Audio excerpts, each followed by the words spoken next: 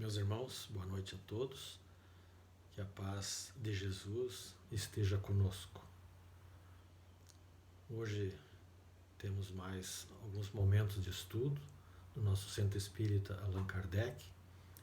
E eu convido a todos que a gente eleve os nossos pensamentos a Deus, nosso Pai, a Jesus, nosso Divino Mestre, orando conforme Jesus nos ensinou. Pai nosso que estais nos céus, santificado seja o vosso nome. Venha a nós o vosso reino, seja feita a vossa vontade, assim na terra como no céu. O pão nosso de cada dia dai-nos hoje. Perdoa, Senhor, as nossas ofensas, assim como perdoamos aqueles que nos têm ofendido. E não nos deixeis entregues às tentações, e livra-nos de todo o mal. Que assim seja. Meus irmãos, o tema que nós escolhemos para esses nossos momentos é um tema que me atrai bastante já de há muito tempo, mas me surpreendeu quando eu comecei a estudar para preparar a apresentação da complexidade de que ele se reveste. Nosso tema é o poder do pensamento à luz do Espiritismo. Na verdade, eu comecei a perceber que, em paralelo com o que nós já conhecemos, já estudamos, conforme os Espíritos nos têm ensinado, existe muita pesquisa a nível da ciência que surgiram, principalmente nos últimos 20 anos, nos campos da física quântica, da neurociência, recentemente da psicologia positiva, que trazem grandes contribuições àquilo que nós já conhecemos. E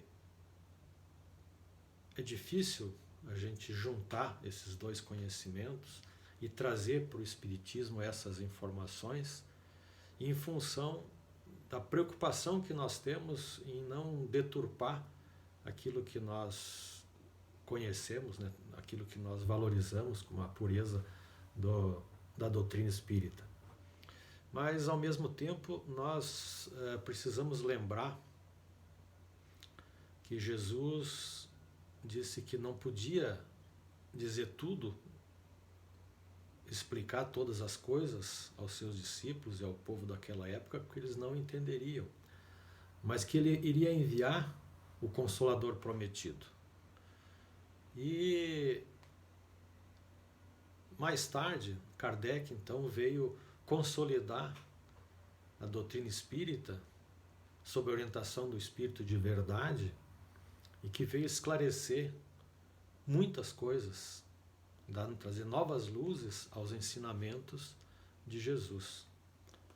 Mas o próprio Kardec, ele escreveu que o Espiritismo não era uma obra terminada, que na verdade o Espiritismo ele devia acompanhar a evolução da ciência e que fé verdadeira é aquela que consegue enfrentar a razão face a face em todas as épocas da humanidade.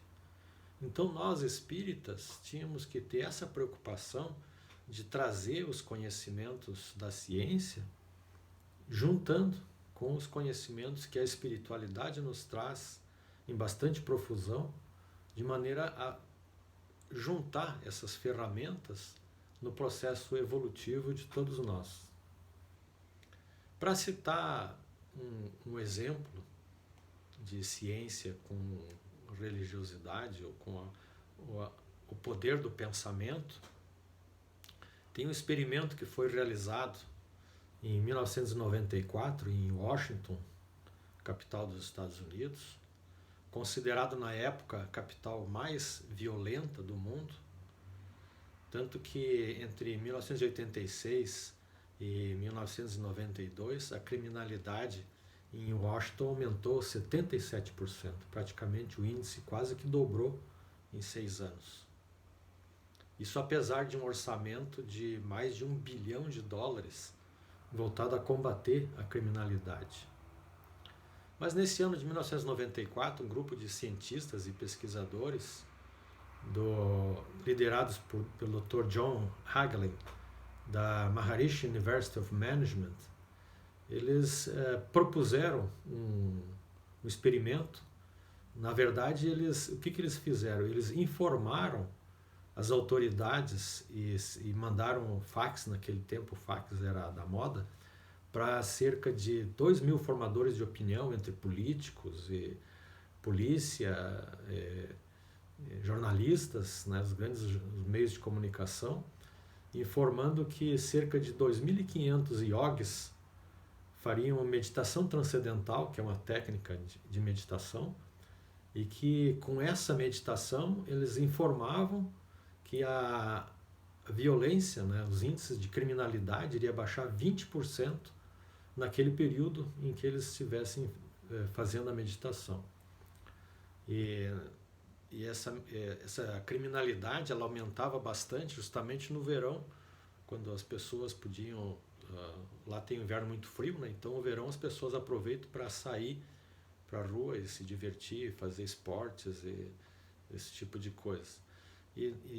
Então eles marcaram para o mês de julho de 1994, no auge do verão, e então reuniram aqueles 2.500 meditadores, e quando as pessoas começaram a ouvir desses experimentos, então houve várias manifestações, inclusive o chefe de polícia da cidade ridicularizou no jornal, dizendo que para baixar 20% da criminalidade só se nevasse 30 centímetros de neve no verão, que assim os criminosos ficariam em casa.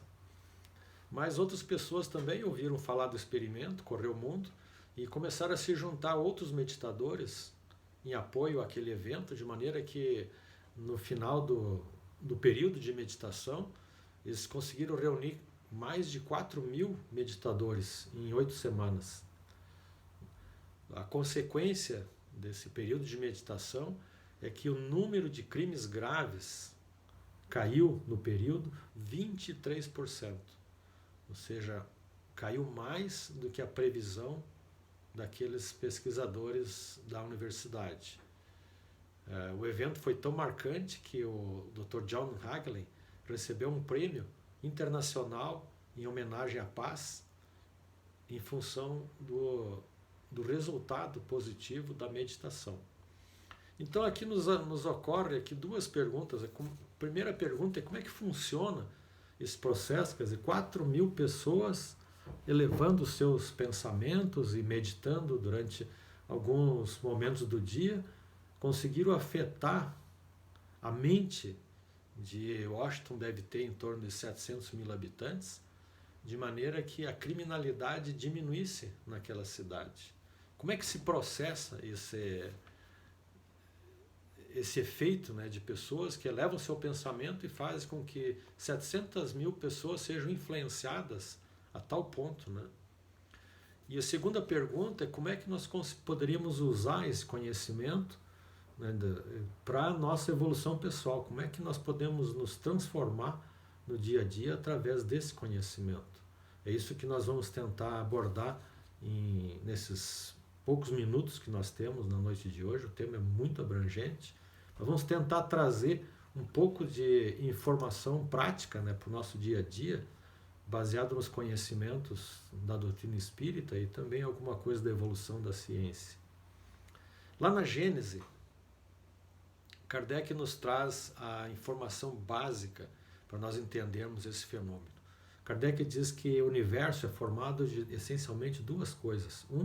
O princípio inteligente e depois o fluido cósmico universal. O princípio inteligente somos nós, né, os espíritos, os seres pensantes do universo. E fluido cósmico universal é a matéria elementar primitiva, como Kardec definiu. Então, tudo que nós conhecemos como matéria, abrangido pelos nossos sentidos e muito além dos nossos sentidos, é formado desse fluido cósmico universal. Kardec diz que o ponto de partida do fluido cósmico universal é o grau de pureza absoluta do qual nada pode dar uma ideia. Quer dizer, mesmo que a gente queira, Kardec já tirou, né, a nossa esperança de poder entender o que é o fluido cósmico universal, no seu nível de pureza absoluta, porque estaria muito além da nossa compreensão. Mas o extremo oposto do fluido cósmico universal é a sua transformação em matéria tangível, que é perfeitamente percebível pelos nossos sentidos, né, e que a gente percebe, tudo que a gente conhece como matéria física, né, é o extremo oposto do fluido cósmico universal.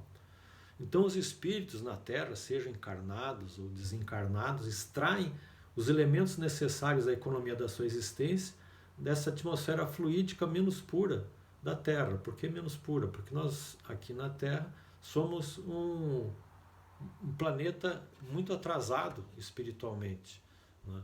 Então a atmosfera fluídica do nosso planeta é bastante densa. Kardec continua explicando, né, que o nosso perispírito, o corpo fluídico, é uma condensação do fluido universal em torno de um foco inteligente ou alma.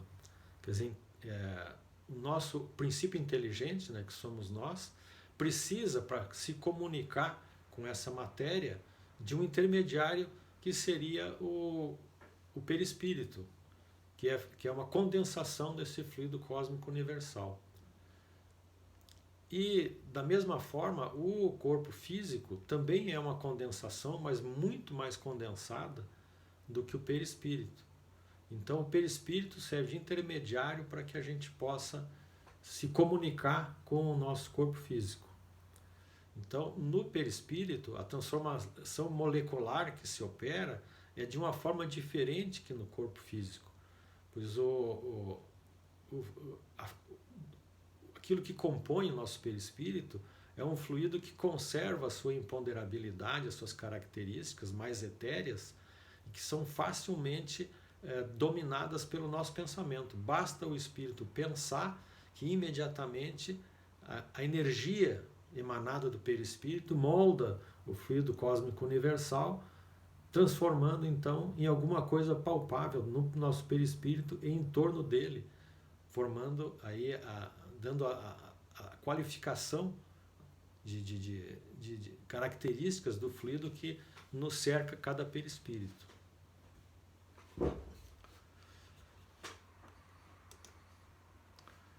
Então, o fluido espiritual é, na verdade, o veículo do pensamento. Kardec compara, né, que assim como o ar é o veículo do som.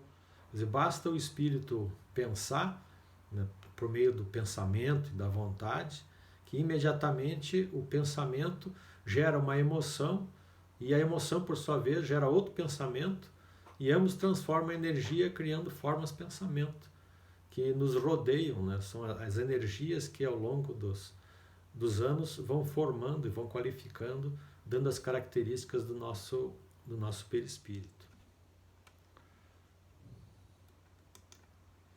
Tem pesquisas que dizem que a gente precisa, para você criar alguma forma de pensamento que seja mais palpável, você precisa de pelo menos 17 segundos de pensamento contínuo numa só ideia, para que possa haver a formação de uma forma de pensamento. E que você precisaria, na verdade, de 4 ciclos de 17 segundos, formando 68 segundos, para que se tenha, então, uma forma de pensamento mais palpável, que possa formar alguma imagem fixa em torno do nosso perispírito. E algumas vezes as transformações, né, do pensamento são resultado de alguma intenção, né? Então, por exemplo, eu tenho intenção de fazer alguma coisa, eu tenho a intenção de me dirigir a algum lugar, eu tenho a intenção de adquirir algum bem. Então, é a nossa vontade atuando. Mas também é sabido que frequentemente pode ser resultado de um pensamento inconsciente. Só que essa relação, essa proporção entre pensamento inconsciente e intenção é muito grande. Então, o pensamento inconsciente, ele domina as nossas decisões. O pensamento inconsciente se diz que é em torno de 95% de todos os nossos pensamentos, de todas as nossas decisões, e a intenção, na verdade, é só 5%. daquilo que a gente faz no dia a dia. Então, 95% dos nossos pensamentos e das nossas decisões é uma repetição de uma programação que já existe no nosso inconsciente. Dito isso, então nós vamos para saindo da Gênese, né? Vamos então para o Evangelho segundo o Espiritismo, mais especificamente no capítulo 27, que é Pedi e obtereis. E ali tem um trecho em que Jesus diz: Deus vê o que se passa no fundo dos corações, lê o pensamento e percebe a sinceridade. Então vamos analisar um pouco com vagar esse trecho, porque ele é curto, mas traz muita informação. Deus vê o que se passa no fundo dos corações. Então, aquilo que se passa no coração está associado às emoções, aos sentimentos de cada um. Então, ele vê o que se passa nos corações, nos nossos sentimentos, as nossas emoções, lê o pensamento e percebe a sinceridade. Então, o pensamento é aquilo que molda as nossas emoções, é aquilo que dispara as nossas emoções. E a sinceridade, eu entendo que seja a força que une os sentimentos e o pensamento. Então, para que a gente efetivamente tenha algum resultado, nós temos que ter esses 3 efeitos, não é? Esses 3 fatores que eu associaria ainda à vontade.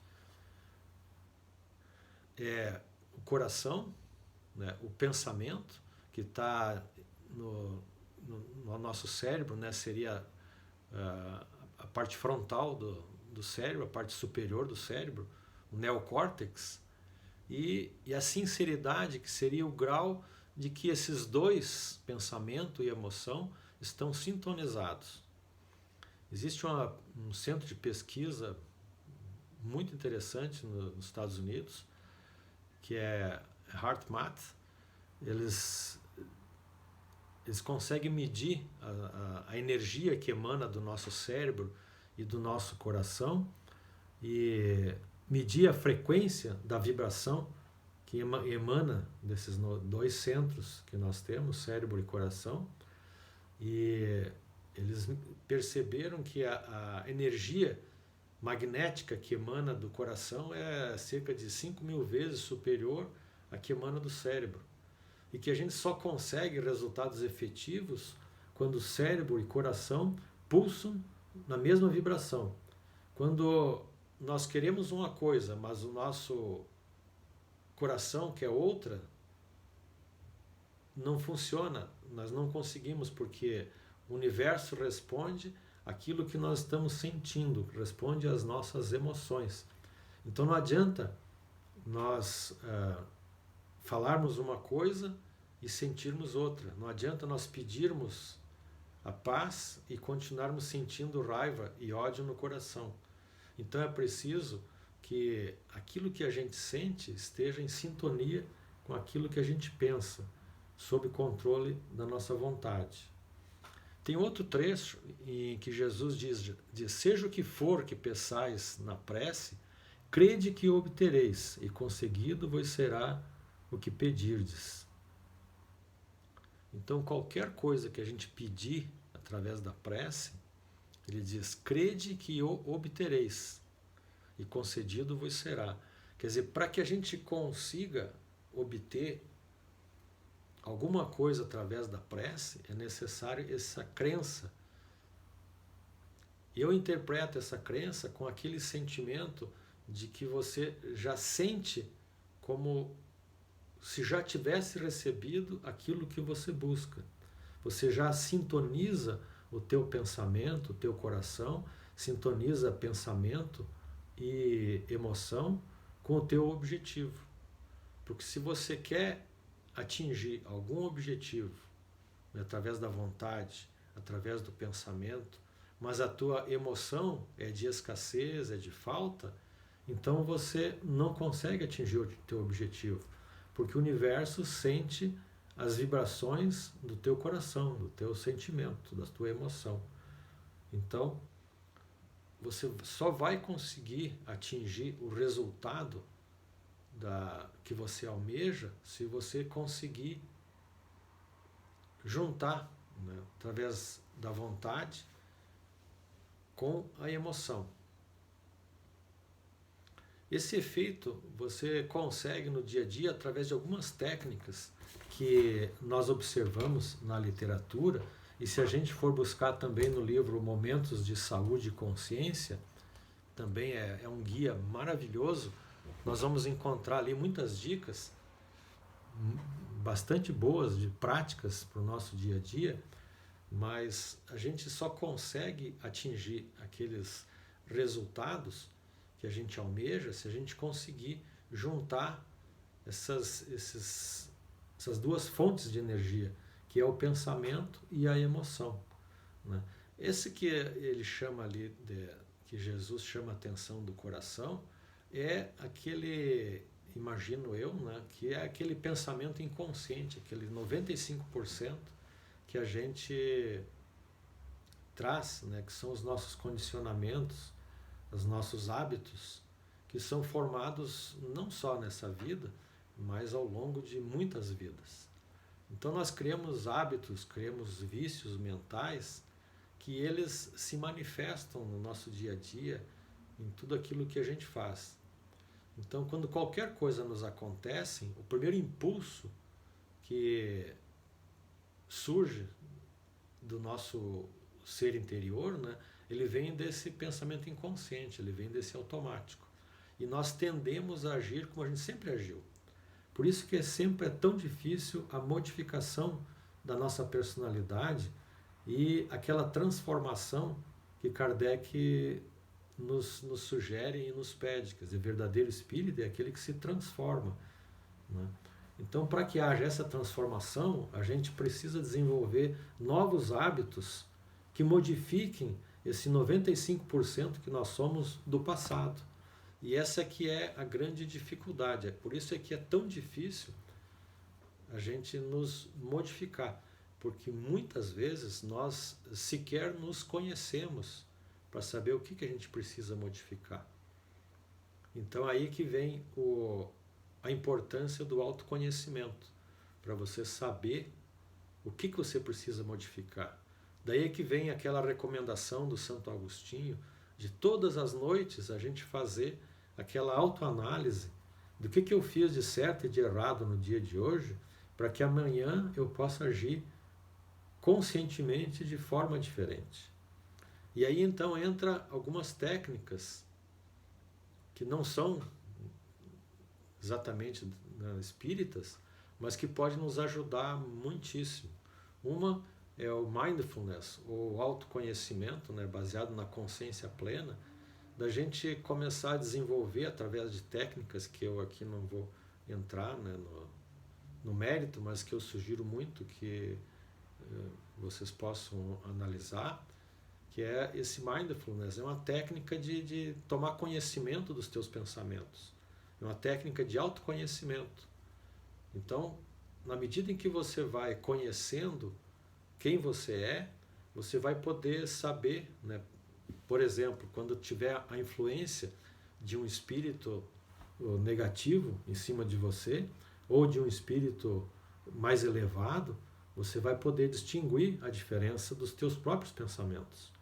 Então isso pode nos ajudar muitíssimo, seja na sintonia com espíritos superiores, seja no bloqueio da influência negativa de espíritos inferiores. E também no processo de modificação dos nossos próprios pensamentos. Porque a tendência da gente é repetir os mesmos erros que nos trouxeram até aqui. O segundo ponto que eu chamo a atenção é da importância da gente ter um objetivo muito claro daquilo que a gente quer modificar. Qual é a qualidade que nós queremos ter? Qual é o tipo de vida, o estilo de vida que nós queremos ter daqui para frente? Então, se a gente não tem, né, na nossa mente, com toda clareza quais são os nossos defeitos e quais são as qualidades que nós queremos desenvolver, qual é o estilo de vida que eu quero ter, eu vou repetir o automatismo que me trouxe até aqui, os erros que eu cometi nas encarnações anteriores e os erros que eu cometi nessa própria encarnação.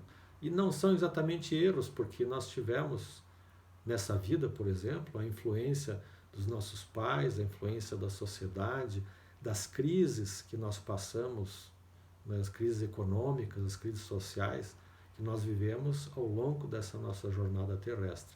Todas essas coisas nos trazem certas limitações que tendem a se repetir depois de uma certa idade com cada vez mais força. Quanto mais a gente repete um pensamento, mais forte ele se torna e mais difícil de mudar. Por isso que com a idade vai se tornando cada vez mais difícil a modificação dos nossos hábitos. Mas sempre é possível, sempre nós podemos nos modificar. Basta que não envelheçamos como espírito. Né? O corpo pode envelhecer, mas o nosso espírito tem que sempre se renovar e rejuvenescer a cada dia.